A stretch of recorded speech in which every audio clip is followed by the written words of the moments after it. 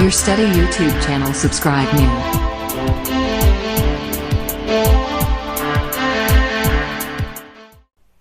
नमस्कार दोस्तों, आज मैं कंप्यूटर की पीढ़ी यानी जनरेशन के बारे में बात करूंगा।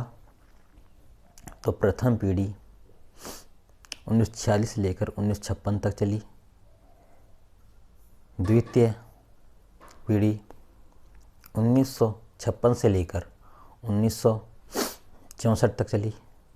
तृतीय पीढ़ी 1964 लेकर 1971 तक चली। चौथी पीढ़ी 1971 से लेकर 1985 तक चली। फिफ्थ पीढ़ी 1985 लेकर आज तक, यानी अभी फिफ्थ जनरेशन चल रही है। तो मैंने पिछली वीडियो में आपको बताया कि कंप्यूटर का आविष्कार कैसे हुआ। इसके बाद में कंप्यूटर फुल फॉर्म, कंप्यूटर के जन्मदाता के बारे में बताया आपको। अगर आपको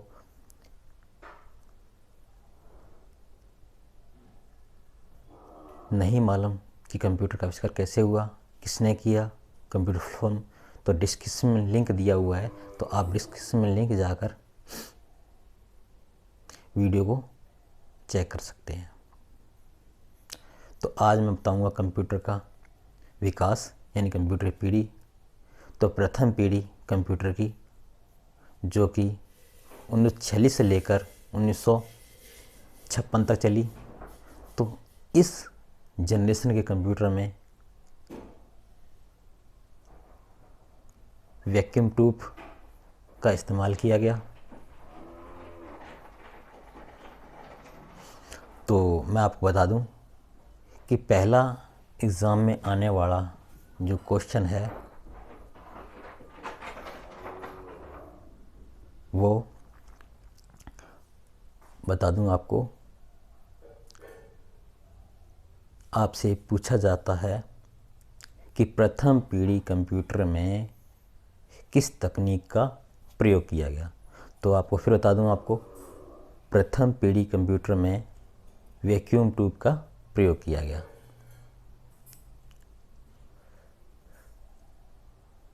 इसके बाद में आपको इसको विस्तार से ले जाए तो इस कंप्यूटर में 18,000 वैक्यूम ट्यूब, 70,000 रेजिस्टेंस, 10,000 कैपेसिटर और 60,000 स्विचेस का इस्तेमाल किया गया। अगर इसकी साइज़ की बात की जाए तो 30 फुट चौड़ा, 50 फुट लंबा एक कमरे के अंदर इसे स्थापित किया गया। अगर इसी की भाषा की बात की जाए तो इसे असेंबली और मशीनी भाषा का प्रयोग किया गया।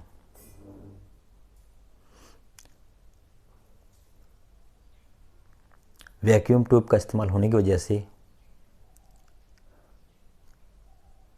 काफ़ी मात्रा में ये कंप्यूटर गर्म होते थे। इसे ठंडा करने के लिए वाटर कूलर की आवश्यकता पड़ती थी और काफ़ी अधिक मात्रा में बिजली की खपत होती थी, यानी 150 किलोवाट की बिजली की खपत होती थी। स्टोरेज क्षमता की बात की जाए तो बहुत ही कम स्टोरेज क्षमता थी। स्टोरेज क्षमता के लिए मैग्नेटिक ड्रम का इस्तेमाल किया जाता था।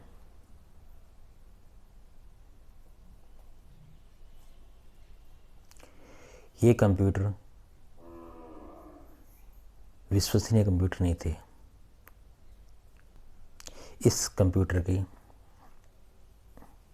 अगर एग्जाम्पल की बात की जाए तो बता दूं आपको, उदाहरण के रूप में ANIAC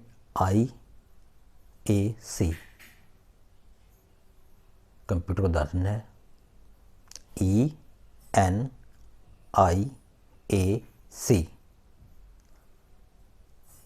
अगर आपसे पूछ ले जाए NIAC कंप्यूटर किस पीढ़ी का है, तो आपको बताना है प्रथम पीढ़ी का कंप्यूटर है। तो चलते चलते मैं ENIAC की फुल फॉर्म बता देता हूँ।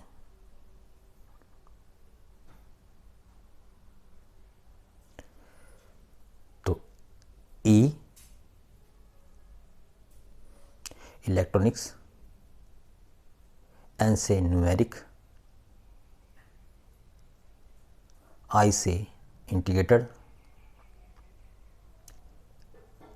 A से एंड,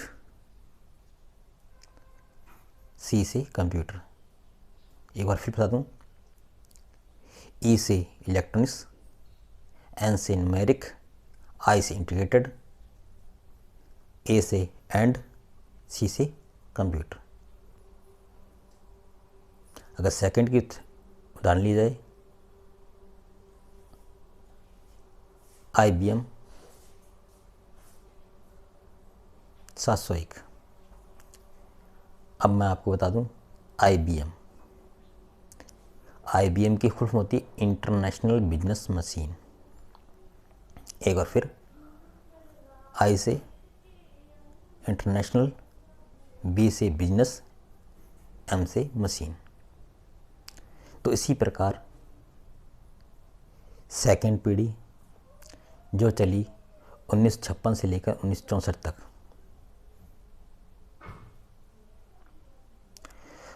तो इस पीढ़ी में वैक्यूम ट्यूब के स्थान पर ट्रांजिस्टर का प्रयोग किया गया। एक बार फिर बता दूं आपको, इस तकनीक में वैक्यूम ट्यूब के स्थान पर ट्रांजिस्टर का प्रयोग किया गया। एक आप जानकारी के लिए बता दूं आपको, ट्रांजिस्टर का आविष्कार यानी ट्रांजिस्टर का आविष्कार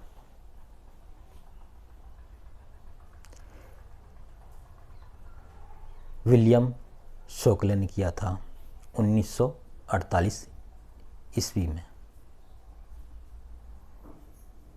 एक बार फिर, ट्रांजिस्टर का आविष्कार विलियम शोकले ने किया था सन 1948 में।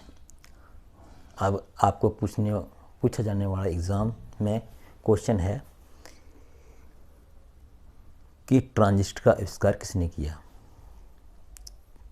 तो ट्रांजिस्टर का आविष्कार विलियम शोकले ने किया था सन 1948 में। अगर हमारे इस चैनल को आपने सब्सक्राइब नहीं किया है तो सब्सक्राइब कर लें, साथ ही साथ बेल आइकन को ऑन कर लें जो कि आने वाली वीडियो को आपको मिल सके। तो चलते हैं आगे।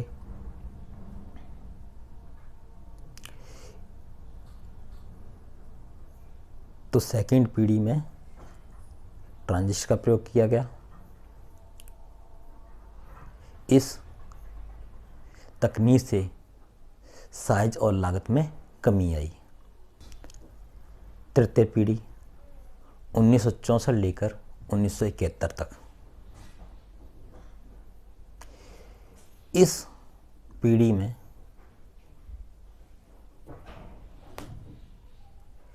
ट्रांजिस्टर के स्थान पर आईसी का प्रयोग किया गया। यानी आपसे पूछ लिया जाए आईसी की फुल फॉर्म क्या होती है, बेहतरीन क्वेश्चन है ये जो कि आपको मालूम होना चाहिए। आईसी यानी integrated circuit, IC integrated circuit.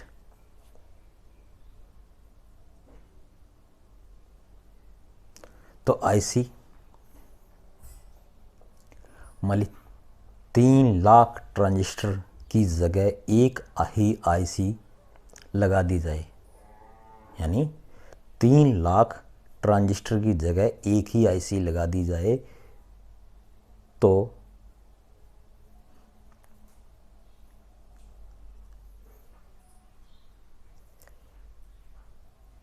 Computer का साइज़ और लागत में कमी आई,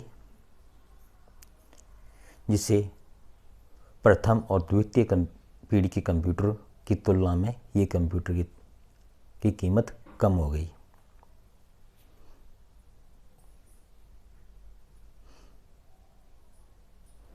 तो फोर्थ जनरेशन का कंप्यूटर, इस जनरेशन में यानी फोर्थ जनरेशन 1971 से लेकर 1985 तक, यानी मैं आपको एक बार फिर बता दूं, फोर्थ जनरेशन का कंप्यूटर जिसकी शुरुआत 1971 से लेकर 1985 तक हुई,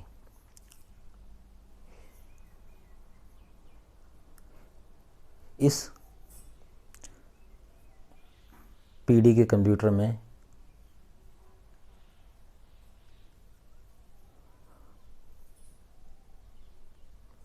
माइक्रो प्रोसेसर का प्रयोग किया गया। एक बार बता दूंगा आपको,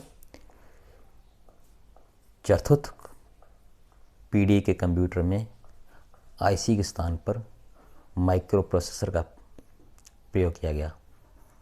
तो इस तकनीक से साइज में काफ़ी मात्रा में कमी आई और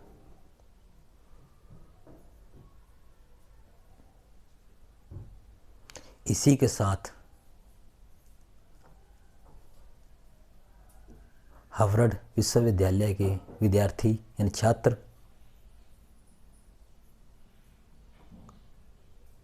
बिल गेट्स ने असेंबली भाषा की जगह यानी कंप्यूटर की असेंबली भाषा की जगह बेसिक भाषा का आविष्कार किया। एक बार फिर आपको,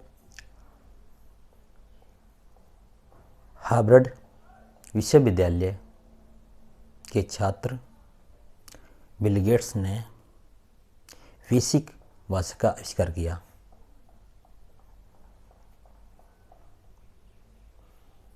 इस भाषा का कंप्यूटर में इस्तेमाल किया गया, यानी असेंबली और मशीनी भाषा की जगह कंप्यूटर में बेसिक भाषा का प्रयोग किया गया। बिल गेट्स के सफल प्रयासों की वजह से माइक्रोसॉफ्ट कंपनी का विस्तार हुआ।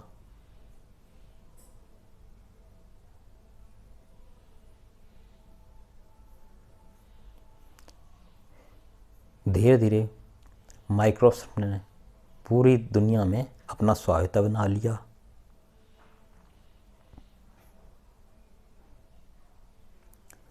तो आज बिल गेट्स को कंप्यूटर भाषा का पिता भी माना जाता है।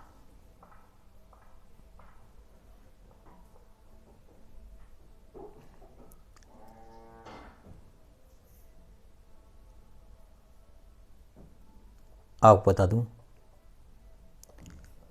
पहला पर्सनल कंप्यूटर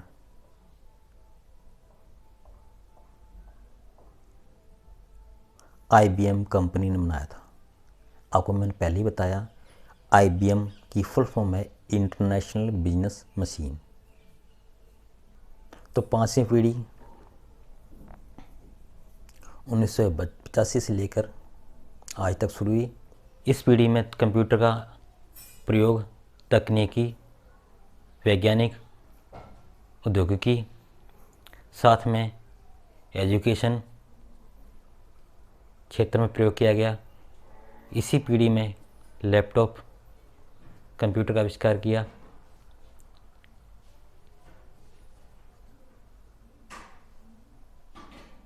माइक्रोसॉफ्ट कंपनी का पूरे वर्ल्ड में विस्तार हो गया। मैं आपको आने वाली वीडियो में इसको विस्तार रूप से बताने के प्रयास करूंगा।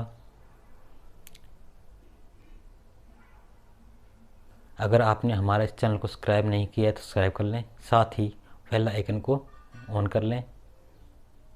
अगर आपको वीडियो अच्छी लगी हो तो वीडियो को लाइक कर दें।